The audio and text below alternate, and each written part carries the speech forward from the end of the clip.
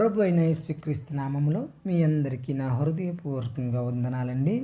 ఈరోజు దేవుని వాగ్దానం వచ్చి కీర్తనల గ్రంథము 78వ అధ్యాయము 1-2 వచనాలు చదువుకుందామండి. నా జనులారా, నా బోధకు చెవియొగ్గుడి, నా నోటి మాటలకు చెవియొగ్గుడి. నేను నోరు తెరిచి ఉపమానము చెప్పెదను, పూర్వకాలము గూఢవాక్యములు నేను తెలియజెప్పెదను. ఏమంటున్నారండి? నా జనులారా, నా బోధకు చెవియొగ్గుడి, నా నోటి మాటలకు చెవియొగ్గుడి.